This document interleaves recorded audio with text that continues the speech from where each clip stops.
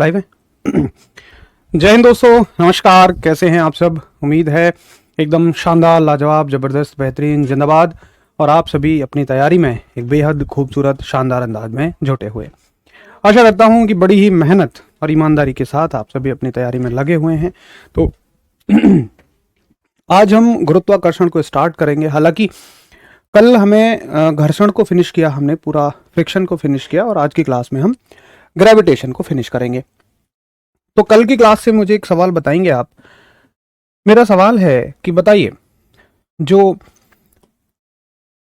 लोटनिक घर्षण है, लोटनिक घर्षण, लोटनिक घर्षण, लोटनिक घर्षण, स्थैतिक, लोटनिक घर्षण स्थैतिक घर्षण की तुलना में होता है। स्थैतिक घर्षण की तुलना में होता है। बताओ कैसा होता है? बराबर होता है, अधिक होता है? यानी कि the rolling friction, rolling friction is, rolling friction is then static friction. आपको आंसर करना है कि कम होता है, ज्यादा होता है, या बराबर होता है। ये आंसर करने हैं आपको।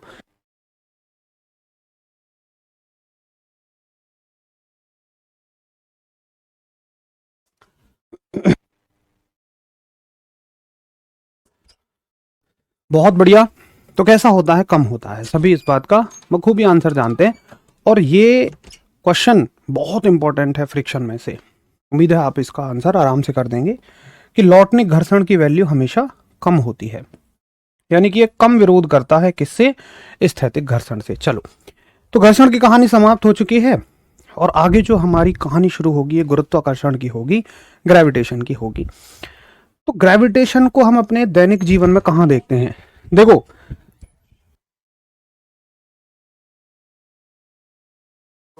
हाँ, तो ग्रेविटेशन की कहानी हम अपने दैनिक जीवन में कहां देखते हैं?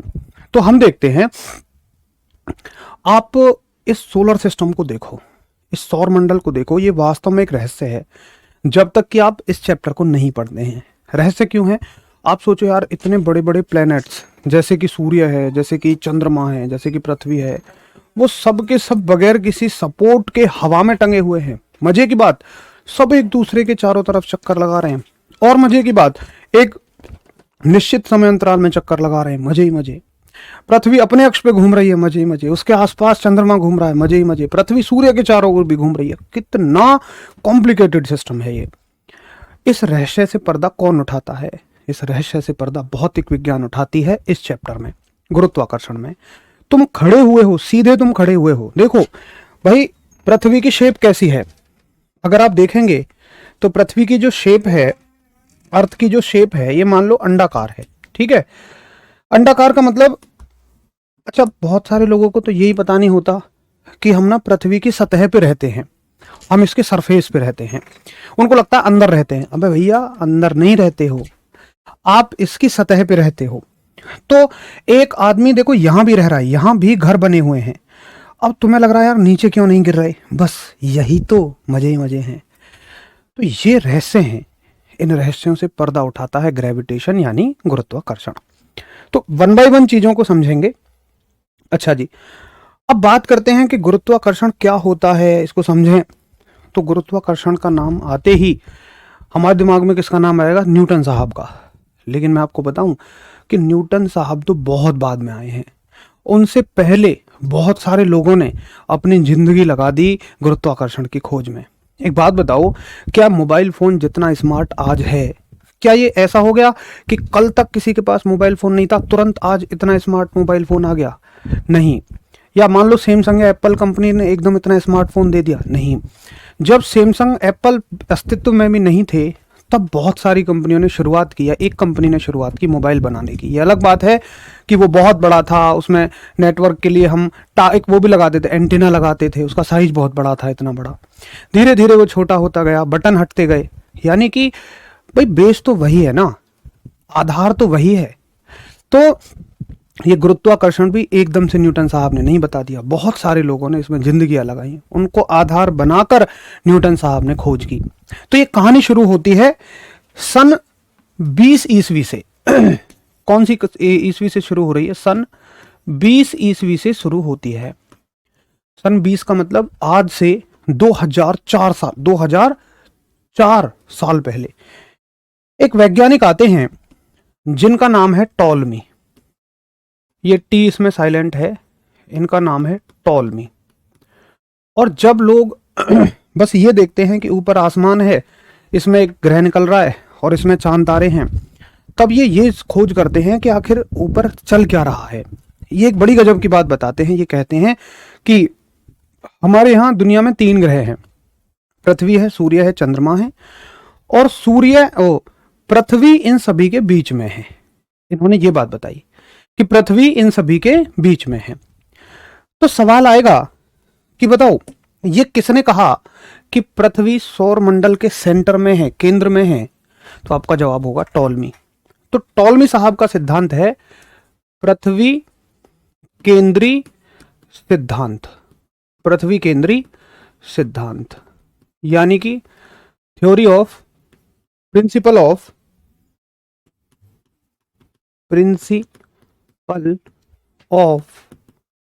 अर्थ एज अ सेंटर, ठीक है। अच्छा जी, अब क्या होता था, टॉलमी साहब ने कह दी, इनकी बात को पादरियों ने मान लिया। पादरी कौन होते हैं?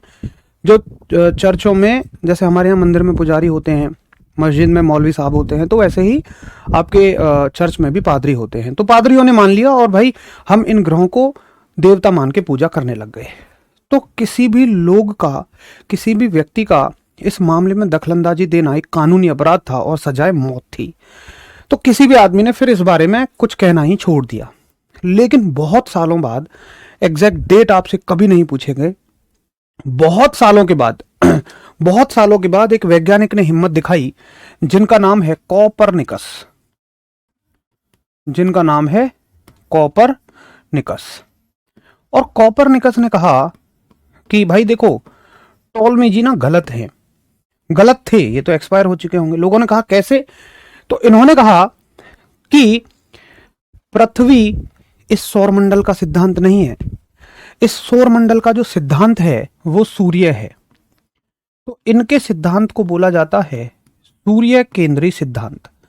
देखो भाई, अभी तुम एक धैर्य के साथ पढ़ो, मैं आपको बस वही पढ़ा रहा हूं जहां से आपको सवाल मिलेगा ही मिलेगा। तो यहां से फिजिक्स में सवाल पूछे गए हैं, मैं आपको कोई भी टाइम वेस्ट वाली चीजें नहीं बता रहा हूं, यहां से सब सवाल पूछे गए। तो principle of sun as a centre, ये किसने दिया है? ये कॉपरनिकस साहब ने दिया है, ठीक है। अब दिक्कत क्या है, जैसे ही कॉपरनिकस साहब इस बात को कहते हैं तो चर्चों के पादरी चिढ़ जाते हैं। वो राजाओं को बताते हैं कि ये व्यक्ति गलत कर रहा है, ये व्यक्ति तो हमारे भगवान को ही गलत बता रहा है, किसी और को भगवान बता रहा है, भाई ये तो बड़ा अपराध है। तो इनको देश निकाला दे दिया जाता है। लेकिन तभी एक बहुत जबरदस्त वैज्ञानिक इस कहानी में आते हैं जिनका नाम है गैलीलियो गैलीली। देखो, तुम ना कुछ ही वैज्ञानिकों के नाम सुनते हो, और दुख की बात है कि जिनके तुम नाम सुनते हो ना, उनसे तो बहुत महान महान वैज्ञानिक रहे। बस फर्क क्या था कि उनका प्रचार ज्यादा हो गया। जैसे न्यूटन साहब का, एडिसन साहब का, नो डाउट कि ये इंटेलिजेंट नहीं थे, लेकिन इनसे भी इंटेलिजेंट बहुत थे। जब इनको लगता था ना कि हमारी थ्योरी पे कोई डरा रहा है, तो ये उसको दबाना शुरू कर देते। एडिसन ने टेस्ला को दबाया था। आप क्या जानते हो, बिजली का आविष्कार एडिसन ने किया था? गलत बात है, ये बिजली जो आप यूज करते हो इसका आविष्कार टेस्ला साहब ने किया था। चलो कभी फिर बात करेंगे। गैलीलियो गैलीली, तो गैलीलियो गैलीली साहब ने क्या बनाई? एक दूरबीन, और इन्होंने इन चर्च के पादरियों और राजाओं को बुला के दिखा दिया दूरबीन से कि जाओ देखो, इस सौरमंडल का सेंटर, इस सोलर सिस्टम का सेंटर सन है, ना कि अर्थ है। तब जाके लोगों ने कॉपरनिकस साहब को सही माना। तो गैलीलियो साहब ने क्या किया था? गैलीलियो साहब ने कॉपरनिकस की बात की, या कॉपरनिकस के सिद्धांत की पुष्टि की। कॉपरनिकस के सिद्धांत की पुष्टि की। ठीक है, चलो भैया पुष्टि हो गई, यानी कि proved the principle of Copernicus. इन्होंने कॉपरनिकस के सिद्धांत को बढ़िया ठहरा दिया, बहुत अच्छी बात थी। अब देखिए, हालांकि इन्होंने ये जहां के भी थे वहां दूरबीन बना ली थी, लेकिन सभी देशों के बीच में इतना अच्छा कम्युनिकेशन तो नहीं था, फोन तो थे नहीं कि गैलीलियो साहब अपने देश से दूसरे देश में बता दें वैज्ञानिकों को, जी मैंने दूरबीन बना ली है, सब आके देख लो। तो दूसरे देशों में जब दूरबीन नहीं बनी थी तो एक वैज्ञानिक थे जिनका नाम है टाइको ब्रेह, तो टाइको ब्रेह साहब क्या कर रहे थे, ये बगैर दूरबीन के ग्रहों की गति का अध्ययन कर रहे थे। ग्रहों की गति का अध्ययन कैसे होता था कि बैठ गए, आज देख रहे हैं कि ग्रह इस समय पे यहां है, फिर उसी समय पे देखेंगे, कागज पे नोट कर लेंगे, तो हल्का सा उसमें विचलन मिलेगा कि पहले ये यहां था, आज यहां है। तो नंगी सवाल आएगा कि बताओ, बगैर किसी यंत्र के, बगैर किसी इंस्ट्रूमेंट के, नंगी आंखों से, केवल आंखों से ग्रहों की गति का प्रेक्षण, ऑब्जर्वेशन किसने किया? तो तुम्हारा आंसर होगा टाइको ब्रेह। तो आप कहोगे कि आप कहेंगे नग्न आंखों का मतलब, या केवल आंख लिख लो, केवल आंखों से, है ना, केवल आंख का मतलब है बगैर किसी इंस्ट्रूमेंट के। ये सब सवाल आए हुए हैं। केवल आंखों से ग्रहों की गति का प्रेक्षण करने वाले वैज्ञानिक, ग्रहों की गति का प्रेक्षण इन्होंने किया, यानी कि ये ऑब्जर्वेशन करते हैं, observation of planets with only eyes. ठीक है, नेकेड आई भी लिख सकते हो, नग्न आंख भी लिख सकते हो। ठीक है, अच्छा अब देखिए, ये टाइको ब्रेह साहब ने यहां तक कर लिया। अब जैसे तुम कभी पीएचडी करोगे ना, या तुमने सुना हो, तो पीएचडी में एक प्रोफेसर होते हैं, हर एक प्रोफेसर को 3-4 बच्चे दिए जाते हैं। पीएचडी में एक क्लास में 3-4 बच्चे होते हैं हर एक प्रोफेसर के अंडर में। तो वो प्रोफेसर उनको गाइड करते हैं, उनको अपनी बातें बताते हैं। तो ये एक यूनिवर्सिटी में प्रोफेसर थे, तो इनके एक चेले थे। चेले कौन थे? Johannes Kepler. थोड़ा सा पेशेंस रखो, अभी हम गुरुत्वाकर्षण पे भी आएंगे, फिर आपको मजा आएगा कि अच्छा, गुरुत्वाकर्षण की कहानी तो यहां से है। तो इनके एक चेले थे जिनका नाम है जोहान्स केपलर। तो जब ये बूढ़े हो चले तो इन्होंने जोहान्स केपलर को अपनी ऑब्जर्वेशन दी। अच्छा, ये ना ग्रहों की गति का, सुनो और एक बात, कि इनसे पहले कोई भी ग्रहों की गति के बारे में नहीं बता पाया था। बस इन सब ने ये बताया कि इस सौरमंडल का कौन सेंटर है, कौन नहीं है। ग्रहों की गति यानी कि ग्रह चाल कैसे चलती है, पृथ्वी अपने अक्ष पे भी घूम रही है, सूर्य के आसपास भी घूम रही है, ये कोई भी नहीं बता पाया था। ये कौन बताते हैं? इन्होंने कोशिश की, लेकिन इनकी उम्र बीत गई, ये पूरी तरह से अध्ययन नहीं कर पाए। तो इन्होंने जो भी अध्ययन किया, ये इन्होंने किसको सौंप दिया? अपने चेले को। इनके चेले कौन है? Johannes Kepler. तो एक वैज्ञानिक और आते हैं आगे, जो हैं आपके जोहान्स केपलर। तो सवाल आएगा कि जोहान्स केपलर ने क्या किया? तो जोहान्स केपलर साहब ने ग्रहों की गति का अध्ययन पूरा किया और गति से संबंधित नियम दिए। और कितने नियम दिए? 3 नियम दिए। तो इन्होंने ग्रहों की गति के नियम दिए, ग्रहों की गति के नियम दिए। सवाल आएगा कि who gave the law of planetary motion? तो इन्होंने क्या किया था? Gave laws of planetary motion. ग्रहों की गति के जो अध्ययन दिए थे, ग्रहों की गति के नियम जो दिए, प्रॉपर लिख के लोगों को बताया कि अच्छा, इन नियमों के आधार पर ग्रह गति करते हैं। तो ग्रहों की गति के जो नियम दिए थे वो किसने दिए थे? जोहान्स केपलर साहब ने दिए थे। अब देखो, जोहान्स केपलर साहब के चेले थे न्यूटन जी। जोहान्स केपलर साहब के बाद आते हैं सर इजाक न्यूटन। बहुत ब्रिलियंट साइंटिस्ट हैं सर इजाक न्यूटन। और आप ऐसे लिख दो इजाक न्यूटन या केवल न्यूटन जी लिख देंगे तो भी बात बन जाएगी। तो न्यूटन जी हैं और ये चेले हैं जोहान्स केपलर साहब के। और जोहान्स केपलर साहब इनसे क्या कहते हैं कि तुम मेरे तीसरे नियम का अध्ययन करो। ये इनके गुरुजी हैं, गुरुजी कह रहे हैं चेले से तुम मेरे तीसरे नियम का अध्ययन करो। ग्रहों की गति के नियम हम सबसे लास्ट में पढ़ेंगे। कितने नियम हैं चाहे यहां लिख लो, ग्रहों की गति के नियम के ब्रैकेट में कहीं लिख लो, 3 नियम हैं। तो उन्होंने कहा कि तुम मेरे तीसरे नियम का अध्ययन करो। तो तीसरे नियम का अध्ययन करके इजाक न्यूटन साहब ने तब जाके गुरुत्वाकर्षण बताया है। ठीक है, तो सवाल आएगा कि गुरुत्वाकर्षण की खोज किसने की? तो तुम कहोगे कि गुरुत्वाकर्षण की जो खोज है यानी कि डिस्कवरी ऑफ ग्रेविटेशन, ये कौन करते हैं? ये करते हैं न्यूटन साहब, जो कि केपलर जी के चेले हैं। ठीक है, एक बार फिर से चलते हैं, सारी चीजों को समझ लेते हैं। बहुत आसान है, थ्योरी है, ये तो इंटरेस्टिंग है। देखो सन 20 ईस्वी में टॉलमी साहब ने बताया कि सोलर सिस्टम का जो सेंटर है वो अर्थ है, लेकिन कोपरनिकस साहब ने उनकी बात को काटा और कहा कि अर्थ नहीं, इस पूरे सोलर सिस्टम यानी कि सौर मंडल का केंद्र सूर्य है। लेकिन लोगों ने उनकी बात को नहीं माना। गैलीलियो जी ने दूरबीन बनाई और लोगों को दिखा दिया कि कोपरनिकस साहब बिल्कुल ठीक कहते हैं। उसके बाद टाइको ब्रे साहब आते हैं जो ग्रहों की गति के अध्ययन में रुचि रखते हैं कि पृथ्वी कैसे घूम रही है, पृथ्वी सूर्य के आसपास कैसे घूम रही है, चंद्रमा कैसे घूम रहा है। तो इन्होंने कुछ अध्ययन किया लेकिन पूरा नहीं कर पाए। वो काम इनके चेले ने पूरा किया, उनका नाम था जोहान्स केपलर। उन्होंने ग्रहों की गति के नियम दिए जिनकी संख्या 3 है। उसके बाद इनके तीसरे नियम से न्यूटन साहब ने गुरुत्वाकर्षण की खोज की, डिस्कवरी ऑफ ग्रेविटेशन किया। तो अब हम चलेंगे, अब हम यहां से सीखेंगे कि गुरुत्वाकर्षण क्या होता है। अभी बस हम ये जान पाए हैं कि गुरुत्वाकर्षण की खोज को होने में इतना समय लग गया था। यहां लगभग 1600-1700 ईयर्स का टाइम था जब गुरुत्वाकर्षण की खोज हुई। शुरुआत से 1700 साल लग गए। और किसने खोज की? फाइनली न्यूटन साहब ने की, बाकी लोगों की मदद से की। ठीक है, तो एक बार इसको नोट करिए। और मेरे हिसाब से तो इसमें ना कोई सूत्र है, ना कोई बहुत कॉम्प्लिकेटेड चीज है, मुश्किल चीज है। एक थ्योरी याद करनी है, बिल्कुल आसान सा याद है यार।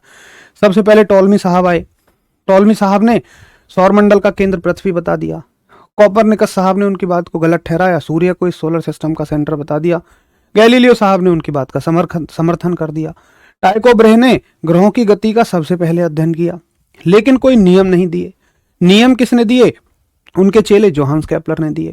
और जोहान्स केपलर के तीसरे नियम से न्यूटन साहब ने गुरुत्वाकर्षण के नियम की खोज की। बस इतनी सी बात याद करनी है।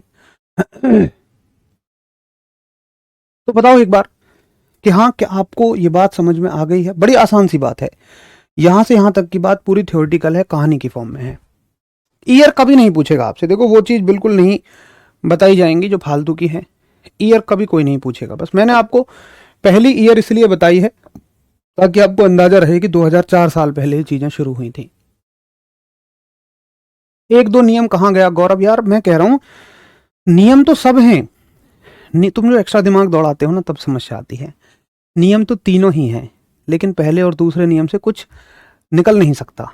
तीसरे नियम के यूज करके उन्होंने ग्रेविटेशन को खोजा। ठीक है,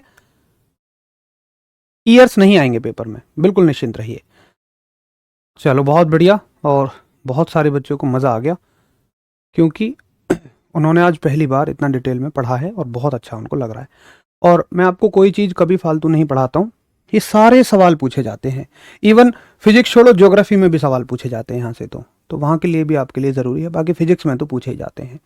ठीक है, इतना याद रखना जरूरी है। सीधा सीधा यही याद रख लें, गुरुत्वाकर्षण की खोज न्यूटन साहब ने की। अच्छा, तो भाई फिर क्यों जरूरी है कि हम सरकारी नौकरी करें? क्या जरूरत है कि हम 8-10-12 घंटे बैठ के पढ़ें? इससे अच्छा एक कहीं प्राइवेट नौकरी पकड़ लें जिसमें कोई इंटरव्यू नहीं, कुछ नहीं, जाके बैठ जाना है बस। काम क्या करना है? काम तुम्हें बस वो डब्बों में जूते पैक करने हैं। बड़ा आसान काम है। सुबह से शाम तक 12 घंटे काम करो, उसमें आपको 15,000 सैलरी मिलेगी, खूब मजे हैं। क्यों इतना दिमाग लगाना? तो भाई साहब, सरकारी नौकरी लेनी है तो सीक्वेंस में पढ़ना पड़ेगा। ठीक है, पता है क्या दिक्कत क्या है? कि जो आपको आता है आप हमेशा वही पढ़ना चाहते हैं। इसको जड़त्व बोलते हैं, इनर्शिया बोलते हैं। जब भी हमें कुछ नया सिखाने की कोशिश की जाए तो हमारा शरीर उसका विरोध करता है, और ये टेंडेंसी है, ये इनर्शिया है। भाई ऐसे नहीं होता है।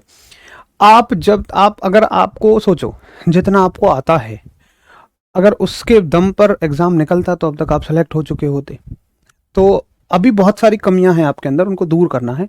भरोसा रख के पढ़ो, सब कुछ सही है। बहुत बढ़िया। तो अब चलते हैं गुरुत्वाकर्षण पे कि क्या बताया न्यूटन साहब ने गुरुत्वाकर्षण के बारे में, कि गुरुत्वाकर्षण क्या होता है, ग्रेविटेशन क्या होता है। अभी तो देखो, तुमने इसको तो बहुत छोटा पढ़ा है, इस चैप्टर को, इसमें तो बहुत कुछ है और वो पेपर में भी आता है।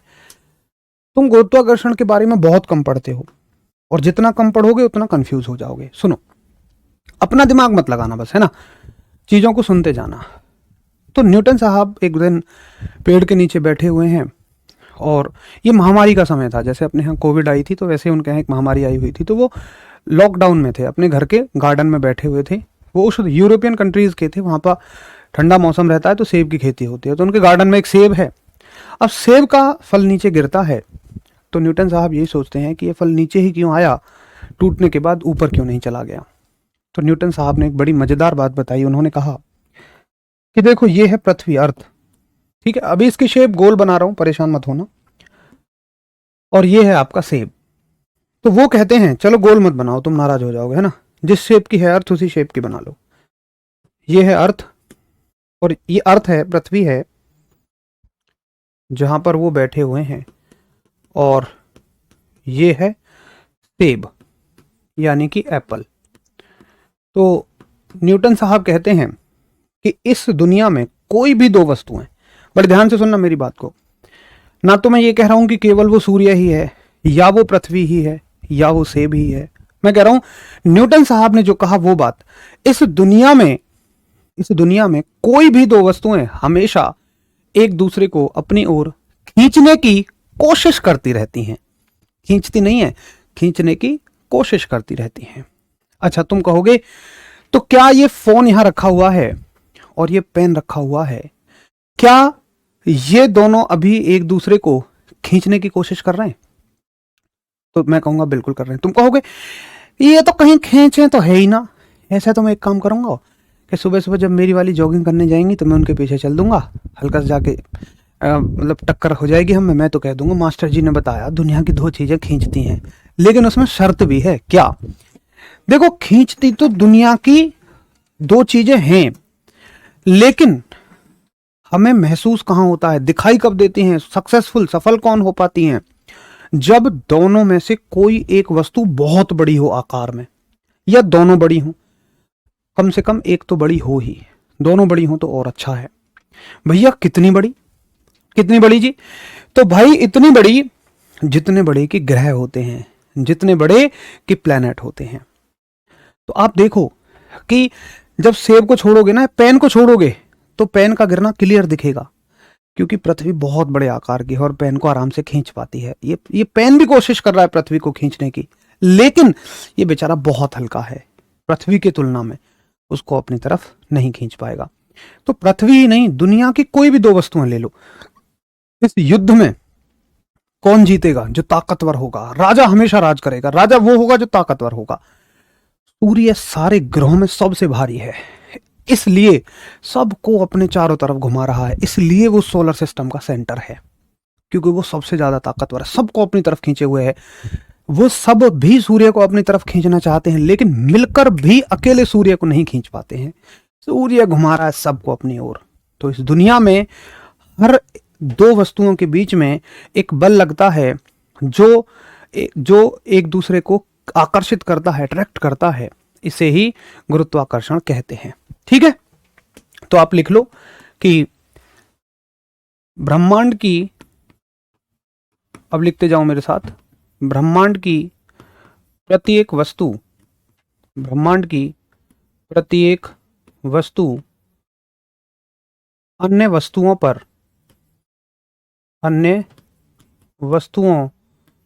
पर आकर्षण का बल लगाती है, आकर्षण का बल लगाती है।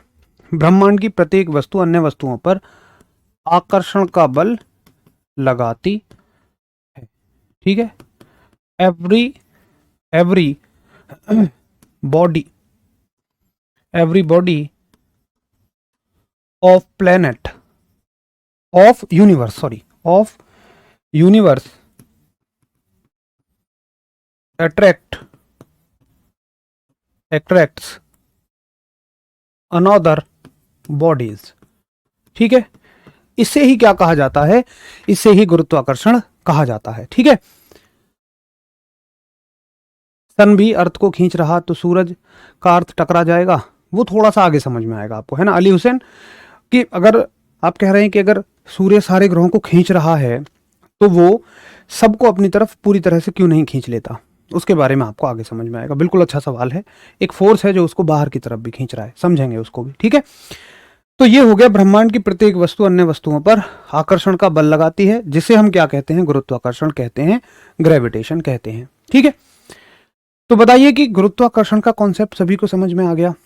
अब सवाल आएगा कि ऐसे ही सुन लो, लिखने में बहुत लंबा हो जाएगा, आप आंसर कर दोगे आराम से, कि गुरुत्वाकर्षण का बल लगता है। चलो आप लिखना चाहते हो लिख लो।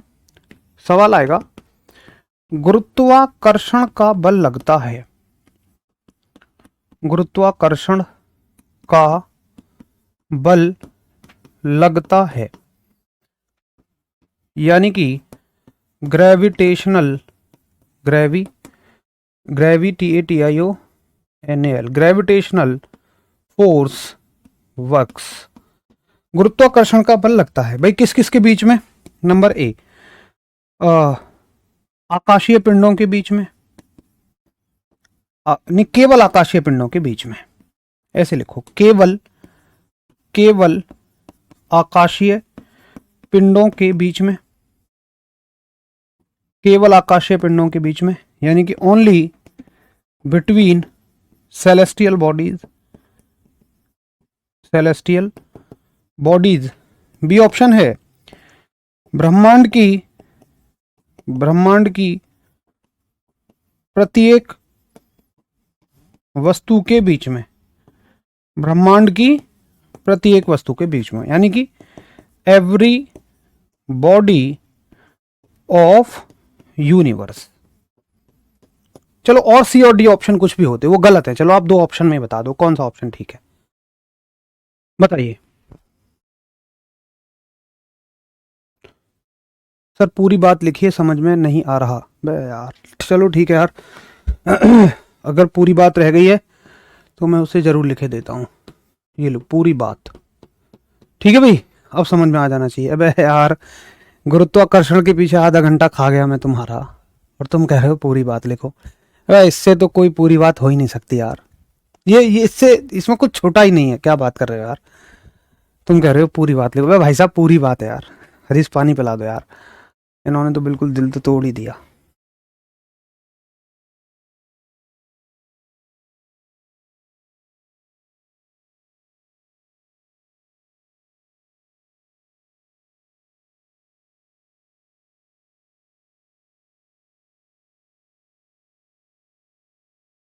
यार आकाशीय पिंड सूर्य चंद्रमा ही होते हैं भाई। आप पूछ रहे हो आकाशीय पिंड क्या होते हैं, सूर्य चंद्रमा और ये आपके जितने ग्रह हैं सब आकाशीय पिंड हैं, तारे हो गए, सब हो गए। तो देखो अब पता है इस क्वेश्चन का आंसर अगर तुम इसको इतना डिटेल में नहीं पढ़ते ना तो 90% बच्चे ये लगाते केवल आकाशीय पिंडों के बीच में। ऐसा नहीं होता, लगता तो सभी के बीच में है। ठीक है, ब्रह्मांड के प्रत्येक वस्तु के बीच में लगता है, चाहे वो छोटी वस्तु हो चाहे बड़ी। ईमानदारी से बताओ कि इस सवाल को, इस कॉन्सेप्ट को अगर तुम नहीं पढ़ते तो क्या तुम्हारे दिमाग में भी यही उत्तर नहीं आता? क्योंकि गुरुत्वाकर्षण की बात चलते ही हमारे दिमाग में क्या आता है, बड़े बड़े ग्रह आते हैं, पृथ्वी है, सूर्य है, ये आते हैं। तो हर एक वस्तु के बीच में ये लगता है। चलो भाई बहुत बढ़िया। अब अगर गुरुत्वाकर्षण चैप्टर की बात हो रही है और हम छोटे जी की बात ना करें तो ये ऐसे समझो जैसे दावत में खीर ना मिली हो। तो छोटे जी की तरफ चलते हैं जिसका नाम है गुरुत्वीय त्वरण, gravitational acceleration, TATIONAL, gravitational acceleration. अच्छा सुनो, हाँ एक सेकेंड, ग्रेविटेशनल एक्सेलरेशन से पहले आप बड़े जी को जानो। सॉरी सॉरी, अभी रुक जाओ, इसको बाद में डालना, पहले आप डालो बड़े जी की हेडिंग। बड़ा G, universal gravitational constant, universal gravitational constant, बड़ा जी, यूनिवर्सल ग्रेविटेशनल कांस्टेंट, सार्वत्रिक गुरुत्वाकर्षण नियतांक, सार्वत्रिक गुरुत्वाकर्षण नियतांक। अब देखो लोगों ने सवाल किया न्यूटन साहब से कि न्यूटन जी चलो ये बहुत अच्छी बात तुमने बताई कि इस दुनिया की प्रत्येक दो वस्तुएं हमेशा एक दूसरे को अपनी तरफ खींचेंगी, ठीक है, इस दुनिया की दो वस्तुएं हमेशा एक दूसरे को अपनी तरफ खींचेंगी, लेकिन कोई सूत्र भी तो बताओ, कोई फॉर्मूला भी तो बताओ कि क्या सूत्र से खींचेंगी, तभी तो हम कुछ इस्तेमाल कर पाएंगे उसका। तो न्यूटन जी ने कहा कि देखो, जैसे मानो आप ये कहते हो पृथ्वी और सेब कोई ले लो, जैसे मानो ये पृथ्वी है या कोई भी ग्रह है, इसका मास यानी कि द्रव्यमान मान लो m1 मान रहे हो तुम, ठीक है, m1, कुछ भी कोई भी ग्रह है ये, और ऊपर कोई भी वस्तु है, चाहे वो सेब है, पेन है, कोई दूसरा ग्रह है, कुछ भी है, मैं दो वस्तुओं का जोड़ा ले रहा हूं, इसका जो द्रव्यमान तुम मान रहे हो, इसका मास तुम मान रहे हो ये m2, और दोनों की केंद्र से केंद्र के बीच की दूरी, सेंटर टू सेंटर की डिस्टेंस r है। r क्या है? r है इनके बीच की दूरी यानी कि डिस्टेंस। तो इनके बीच में जो बल लगेगा, इनके बीच में जो फोर्स लगेगा अट्रैक्शन का, वो क्या होगा, उसका फॉर्मूला तुम ऐसे निकालो कि F बराबर, F क्या है? F है फोर्स जो इनके बीच में लगेगा अट्रैक्शन का, उसका फॉर्मूला है बड़ा जी, दोनों द्रव्यमानों की गुणा करो और इनके बीच की दूरी का स्क्वायर कर दो नीचे।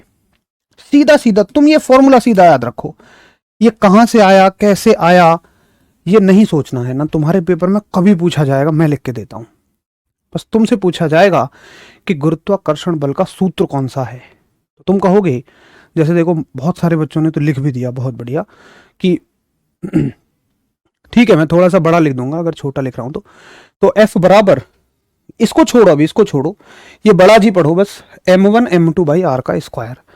तो लोगों ने कहा यार एक सवाल बता रहे हो, एक सवाल का उत्तर दे रहे हो और उस उत्तर में एक प्रश्न बना दे रहे हो। भाई उत्तर तो तुमने दे दिया, हमें ये पता है, ये पता है, ये पता है, लेकिन ये तो पता ही नहीं है, ये क्या बवाल है। तो यार न्यूटन साहब ने कहा कि ये एक नियतांक है, ये एक फिक्स वैल्यू का कांस्टेंट है। कांस्टेंट का मतलब क्या है कि जिसका मान कभी भी ना बदले। नियत का अंक का मतलब है नियत अंक, जो हमेशा नियत रहे। तो लोगों ने पूछा कि क्या मान है इसका, तो न्यूटन साहब ने बताया कि जी की जो वैल्यू है ये 6.67 गुणा 10 की पावर -11 है, newton metre square kilogram square है, ये इसका मान है, ये इसका मात्रक है। लोगों ने पूछा कि ये नियत क्या केवल एक जगह पर रहेगा। देखो नियत रहने के भी दो तरीके हैं, जैसे एक लड़का है, मान लो आप हो, आपका व्यवहार गऊ रहता है घर में, तो घर में आपका व्यवहार नियत है, किसके जैसा है, गऊ है, लेकिन बाहर जाते आप मक्कार हो जाते, दोस्तों के बीच में तो खूब गाली गलौज से बात हो रही है, तो आपका व्यवहार घर में अलग है, दोस्तों के साथ अलग है। तो आप दोस्तों के साथ अलग व्यवहार से बात कर रहे हो, घर में अलग, वहां नियत है, यहां नियत है। लेकिन एक व्यक्ति जो घर में जैसा है वैसा ही दोस्तों के साथ है।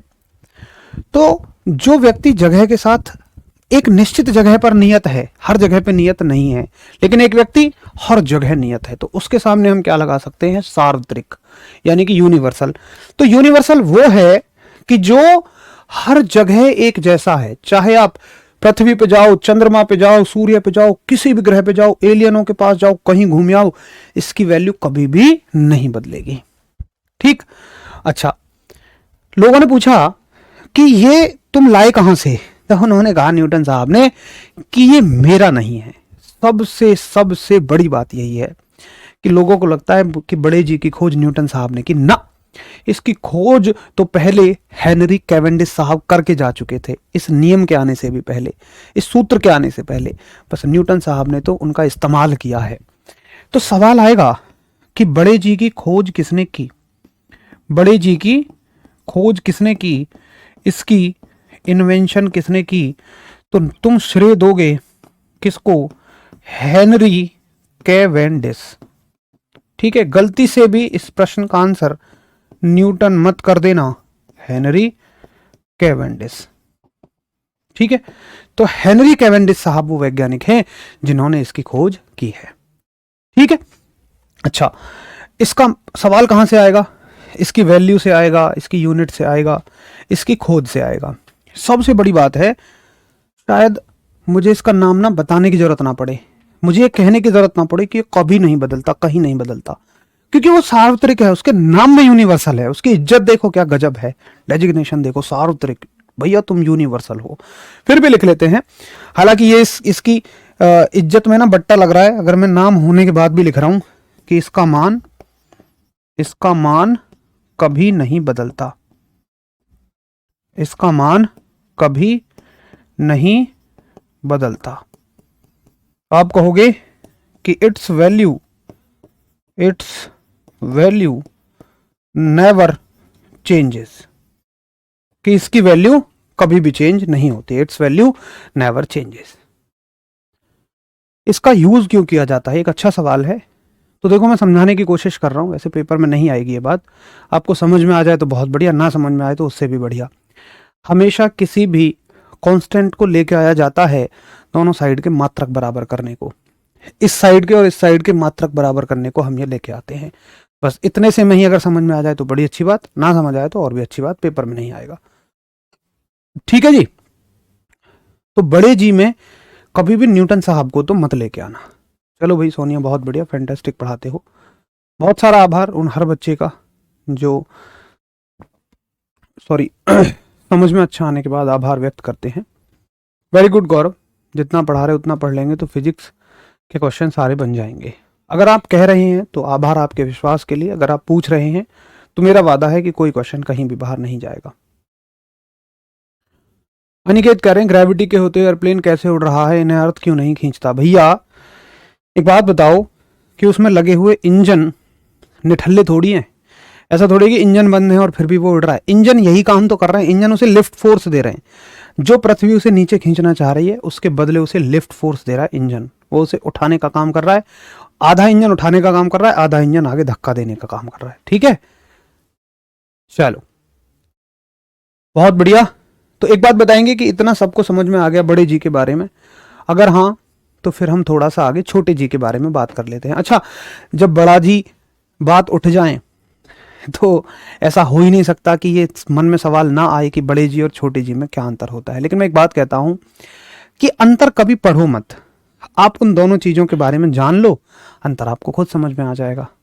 इसके बारे में तो आपने जान लिया, चलो अब जानते हैं छोटे जी के बारे में, और छोटे जी का नाम है ग्रेविटेशनल एक्सेलरेशन, गुरुत्वीय त्वरण। आइए जरा देखें क्या होता है गुरुत्वीय त्वरण। तो देखो, देखा ये गया, एक बात देखी गई कि जब कोई भी वस्तु, जैसे मानो ये सेब है और ये पृथ्वी है, कुछ भी मान लो आप, कि जब कोई भी वस्तु पृथ्वी के नजदीक आती है, ये एक्सपेरिमेंटली देखा गया, अगर मान लो ये वस्तु पृथ्वी के नजदीक आ रही है, तो जब ये यहां है, मान लो इसकी गति है, इसका वेग है 5 मीटर पर सेकंड, लेकिन जैसे जैसे ये नजदीक आती है इसका वेग लगातार बढ़ता चला जाता है। हो सकता है यहां बढ़ के 7 हो गया हो सकता है यहां बढ़ के 9 हो गया हो। तो जब कोई भी वस्तु पृथ्वी के नजदीक आती है तो उसका वेग लगातार बढ़ता है, और मैं मान लूंगा कि तुम सच में इस क्लास के चीते हो, या मेरी गुड़ियां इस क्लास में सच में मेहनत कर रही हैं, अगर वो बता दें कि अगर वेग बढ़ता है तो फिजिक्स की कौन सी राशि तुरंत एक्शन में आ जाती है, कौन सी एक नई राशि का जन्म हो जाता है, एक नई क्वांटिटी आ जाती है अगर किसी वस्तु का वेग, अगर किसी वस्तु का वेग बढ़ता है, बताइए।